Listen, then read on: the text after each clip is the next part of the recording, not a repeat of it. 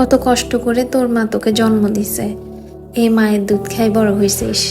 মায়ের পায়ের নিচেই জান্নাত, আজকে বউ ছাড়া কিছু বুঝোস না।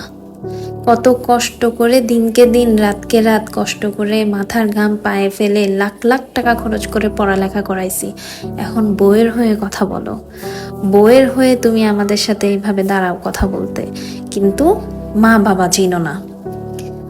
আমরা যত কষ্ট করে তোকে মানুষ করছি, এভাবে আমার মনে হয় না আর কেউ কারো ছেলেকে এভাবে মানুষ করছে।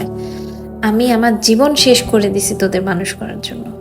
তা বলি, এই ধরনের কথাবার্তা কি কখনো মেয়ের জামাইকে বলা হয়? মেয়ের যখন কষ্ট হয়, মেয়ের জামাই যখন কাপড় খুলে নাচে, তখন বলা হয় ছি ছি শরম, নাচে না, নাচি না বাবা, নাচি না, মানুষ কি বলবে? এগুলাকে, এই ধরনের শিক্ষাগুলোকে মেয়ের জামাইকে দেওয়া হয়? তার থেকে বড় কথা, জান্নাতে যাওয়ার আগে চাবিটা তো আমাদের কাছেই থাকে। বউয়ের হাত থেকে চাবি না নিলে জান্নাতে ছেলেটা যাবে কিভাবে? আর ছেলে যদি মায়ের দুধ খেয়ে বড় হয়, কষ্ট করে বড় হয়, তো মেয়েরা কি রাস্তাঘাটে গরু ছাগল ভেড়ার দুধ খেয়ে বড় হয়েছে? কষ্ট করে জন্ম নেয়নি, এমনি এমনি বড় হয়ে গেছে।